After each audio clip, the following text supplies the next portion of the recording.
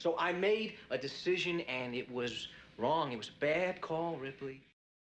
To say that there's been a lot of talk about Avatar is something of an understatement.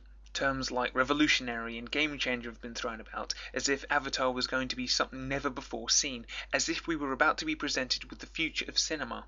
In all honesty, if this is the future, you can count me out. The problem with Avatar is precisely the problem I was afraid it was going to have, which is that it is pretty, but not much else. Visually, it is beautiful, and anyone who says otherwise is a Goomba. It's going to be a few years before you get to see better full CG visual effects, quite honestly. But it's not photorealistic insofar as I understand the term. There were very few moments that I didn't think I was looking at impressive visuals created in a computer. Although, when it did look 100% real, it was absolutely seamless. Having said that, the visuals form what, for me, is my first big problem with Avatar. It feels to me like they're being used simply for the wow factor as opposed to actually progressing the story. Granted, it's neither the first nor the only movie to make use of impressive scenery to elicit awe from an audience, but there seem to be such moments every few minutes, so much so that they quickly lost any impact and felt more like someone saying, "Woo, look what we can do with $300 million. I'll say this now before I get to the really annoying bits. I didn't watch it in 3D. There are several reasons, the main one being that I'm unable to watch 3D. So to anyone who is of the opinion that you have to watch this in 3D, allow me to deal with you all at once. Sorry to be so rude, but no amount of 3D is going to improve the acting, make the story less predictable, or remove the epic amounts of stupidity that litter this film. The acting isn't terrible, it's just mixed. I mean, Sigourney Weaver is good, but Sam Worthington, I think this guy's problem is that people keep asking him to sound American, but he just can't do it. Frankly, both his performance here and in Terminator Salvation would have improved immensely if the directors had just say, you know what, sound Aussie. And as for the story, it surely can't be a good thing when you can accurately guess who is and who is not going to die simply by the role they're playing in the movie.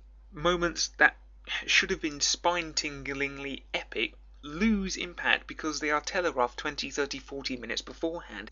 In fact, I can't actually imagine anyone being unable to accurately guess where this story is going or be in any way surprised by what happens at the end. Stupidity is rife, and it starts with the thing that effectively sparks things off. Unobtainium. Yes, unobtainium. 14 years of development and the best fucking name you could come up with was unobtainium. Here, let me help you. Dordinium, pentilium, triteratilium, berentium. Yeah, I just made those up in about 10 seconds. It's not difficult, but I could forgive that if we had any idea why it's worth 20 million a kilo. I mean, what is it for? Is it fuel? Is it computer chips? Is it jewellery? What? And this is the problem. You've got a mining operation, 5 years travel from Earth, complete with a small army, all to get this stuff, but we don't know why. However, given the cost per kilo and what they're willing to do to actually get at this stuff, we can take good old supply and demand and deduce that it's actually needed quite badly on Earth. Which brings me nicely onto stupid bit number 2. If this stuff is so vital to Earth and potentially to the survival of the species, then I'm afraid I've got to side with the slimy megacorporation here. Yes, it sounds brutal, but frankly, if it comes down to the destruction of the human race, or getting some blue cat people to fuck off, what would you do? That the Earth is in some sort of terrible trouble is confirmed during the movie, so frankly, survival of the species takes precedent over the preservation of some turquoise tree hugger's treehouse. But that leads me on to another point of annoyance. If Pandora is as hostile as the Colonel says, and the unobtainium is so valuable, then why not, incinerate the surface of the planet?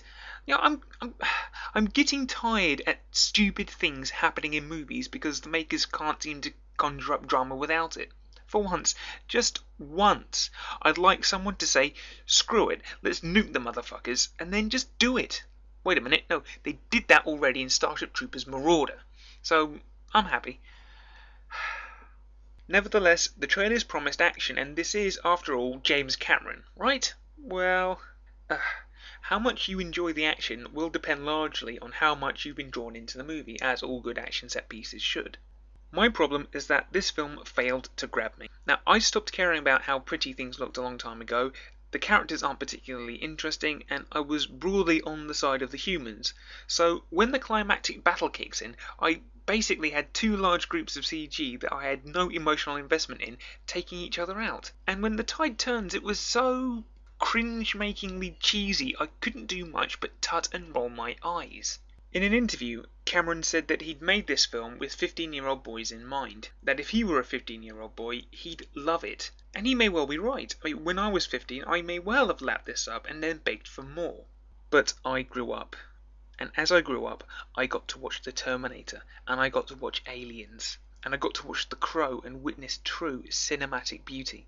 I began to appreciate films like RoboCop and Starship Troopers as more than just ultra-violent action flicks. Avatar was not made for me.